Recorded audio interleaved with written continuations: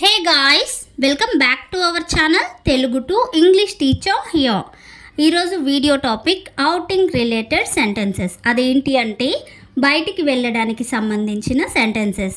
మనం బయటికి వెళ్ళినప్పుడు ఎన్నో రకాలుగా మాట్లాడుతూ ఉంటాం కదా, ఇవి చేయాలి, ఇవి చేయకూడదు, ఇలా ఉండు, బయటికి వెళ్ళినప్పుడు అలా ఉండు అని చాలా రకాలుగా మాట్లాడుతూ ఉంటాం కదా. ఆ తెలుగు సెంటెన్సెస్ని ఇంగ్లీష్లో అండ్ ఎగ్జాంపుల్స్తో పాటు ఈజీ వేలో ఎలా చెప్పాలో ఈ వీడియోలో మనం క్లియర్గా చూసేద్దాం. సో వీడియోని ఇక్కడ స్కిప్ చేయొద్దండి. మన ఛానల్ని ఫస్ట్ టైం చూస్తూ ఉంటే ఖచ్చితంగా సబ్స్క్రైబ్ చేసుకొని వీడియో కనుక మీకు యూస్ఫుల్ అనిపిస్తే ఎండ్ వరకు చూసిన తర్వాత ఒక చిన్న లైక్ ఇవ్వండి. నేను మిమ్మల్ని ప్రీవియస్ వీడియోలో 2 క్వశ్చన్స్ అడిగాను కదా, వాటి ఆన్సర్స్ ఏంటో ఇప్పుడు చూసేద్దాం. ప్రీవియస్ క్వశ్చన్స్లోని క్వశ్చన్ నెంబర్ 1, గర్వంగా ఉండకు, గర్వంగా ఉండకు. దీన్ని ఇంగ్లీష్లో డోంట్ బీ ప్రౌడ్ అని చెప్తాం. ఈ విషయం మనం పిల్లలతో ఎక్కువగా చెప్తూ ఉంటాం కదా. సో నెక్స్ట్ క్వశ్చన్, మరీ నెమ్మదిగా మాట్లాడకు. ఇది కూడా మనం ఎక్కువగా పిల్లలతోనే మాట్లాడుతూ ఉంటాం. సో ఈ సెంటెన్స్ని ఇంగ్లీష్లో ఏ విధంగా చెప్పాలి అంటే డోంట్ టాక్ వెరీ స్లోలీ ఈ విధంగా చెప్పాలి. ఈ 2 క్వశ్చన్స్కి ఎంతమంది కరెక్ట్గా ఆన్సర్ చేశారో ఒకసారి చెక్ చేసుకోండి.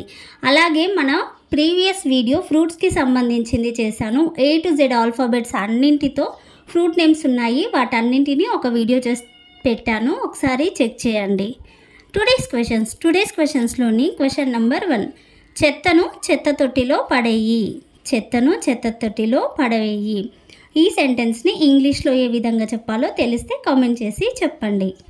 టుడేస్ క్వశ్చన్స్లోని క్వశ్చన్ నెంబర్ 2, ఈ పిక్చర్లో మీకు కనిపిస్తున్న ఫ్రూట్ నేమ్ ఏంటో తెలిస్తే కామెంట్ చేసి చెప్పండి. ఈ పిక్చర్లో మీకు కనిపిస్తున్న ఫ్రూట్ నేమ్ ఏంటి తెలియాలి అంటే మన ప్రీవియస్ వీడియోకి వెళ్ళి, అంటే దీనికన్నా ముందు వీడియో 3 minutes వీడియోని A to Z ఆల్ ఆల్ఫాబెట్స్తో వీడియో చేశాను, అంటే ఫ్రూట్స్ నేమ్స్తో వీడియో చేశాను. ఆ వీడియో ఒకసారి క్లియర్గా చూడండి, మీకు అండ్ మీ పిల్లలకి అందరికీ యూస్ఫుల్గా ఉంటుంది. అలాంటి వీడియోస్ కావాలి అంటే కామెంట్ చేసి చెప్పండి, నేను నెక్స్ట్ కూడా వీడియోస్ చేస్తాను. ఇప్పుడైతే లేట్ చేయకుండా మన వీడియోలోకి వెళ్ళిపోదాం. సెంటెన్స్ నెంబర్ 1, బయటికి వెళ్ళినప్పుడు చెప్పి వెళ్ళు. In English, tell me when you go out. For example, tell me whenever you want to go out and I will come with you.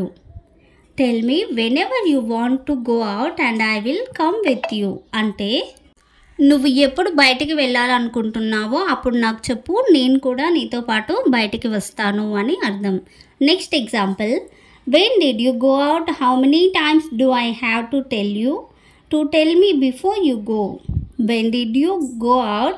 How many times do I have to tell me before you go?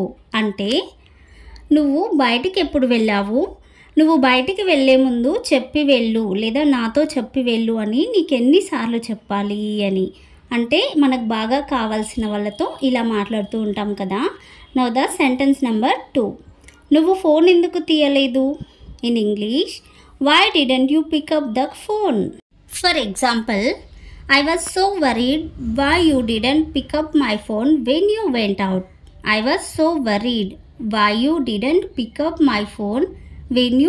out. అంటే నువ్వు బయటికి వెళ్ళినప్పుడు నా phone ఎందుకు తీయలేదు అని నేను చాలా కంగారు పడ్డాను అని అర్థం. Next example,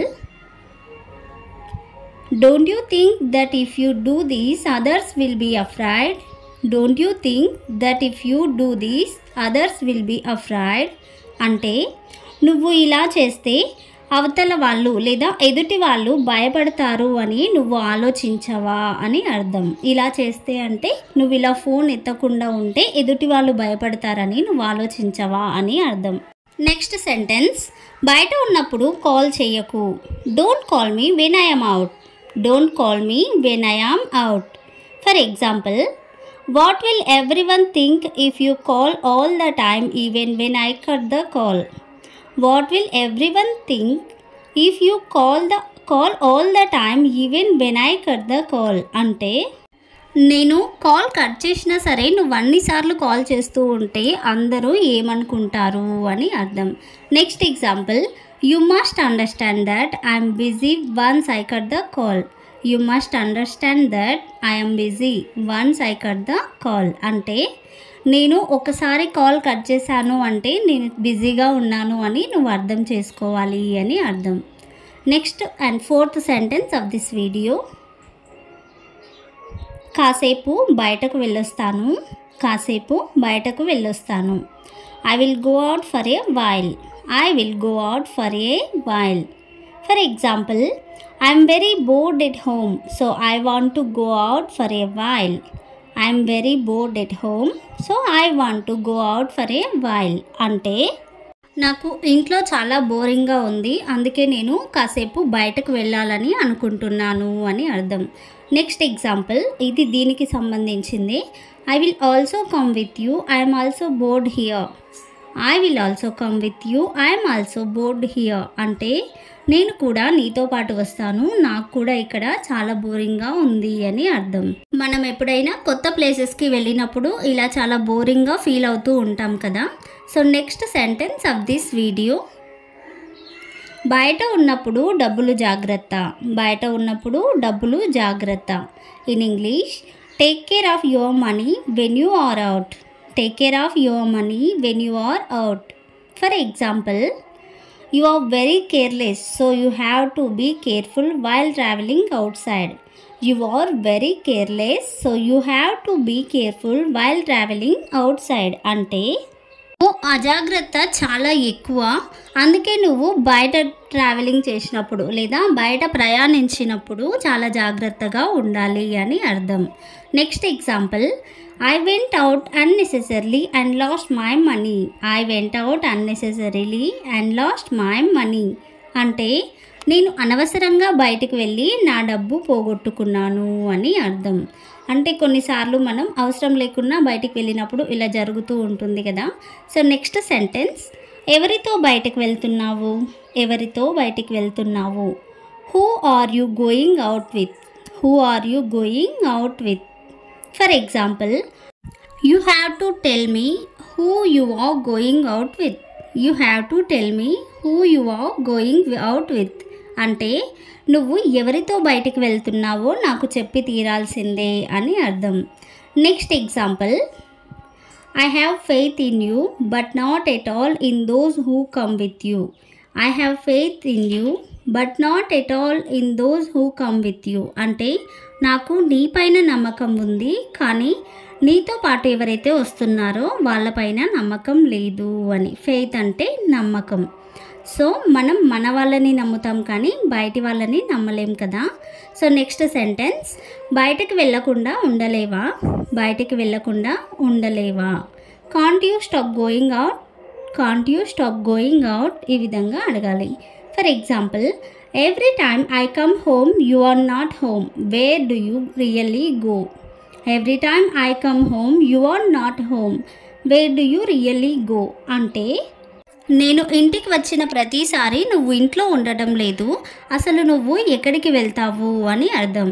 next example, I used to go out with my friends like that. I used to go out with my friends like that or just like that. అంటే నేను మా ఫ్రెండ్స్తో ఊరికే అలా బయటికి వెళ్తూ ఉంటాను అని అర్థం. ఫ్రెండ్స్తో ఎక్కువగా బయట తిరుగుతూ ఉండే వాళ్ళకి ఈ సెంటెన్స్ అయితే బాగా సూట్ అవుతూ ఉంటుంది. So next and last sentence of this video, చెప్పకుండా బయటకు ఎందుకు వెళ్ళావు. చెప్పకుండా బయటకు ఎందుకు వెళ్ళావు. Why did you go out without telling me. Why did you go out without telling me. For example, how will I know where you are if you leave without telling me. How will I know where you are if you leave without telling me. అంటే నువ్వు చెప్పకుండా అలా వెళ్ళిపోతే నువ్వెక్కడున్నావో నాకు ఎలా తెలుస్తుంది అని అర్థం. Next and last example of this video, anyway I don't like your behaviour at all. Anyway I don't like your behaviour at all. అంటే ఏది ఏమైనప్పటికీ నాకు నీ బిహేవియర్ లేదా నీ ప్రవర్తన అస్సలు నచ్చడం లేదు, అస్సలు నచ్చట్లేదు లేదా నచ్చలేదు అని కూడా చెప్పొచ్చు. That's all for today. వీడియోని కంప్లీట్గా చూసినందుకు థ్యాంక్ యూ సో మచ్. అలాగే మన ఛానల్ని ఫస్ట్ టైం చూస్తూ ఉంటే ఖచ్చితంగా సబ్స్క్రైబ్ చేసుకొని వీడియో నచ్చితే ఒక చిన్న లైక్ ఇవ్వండి. అండ్ మీకు ఏ టాపిక్తో వీడియోస్ కావాలో కూడా ఒకసారి కామెంట్ చేసి చెప్పండి. నేను ఆ టాపిక్తో వీడియో చేయడానికి ఖచ్చితంగా ట్రై చేస్తాను. మీ కామెంట్స్తోనే నెక్స్ట్ వీడియో ఉంటుంది. Thank you all. Bye, love you.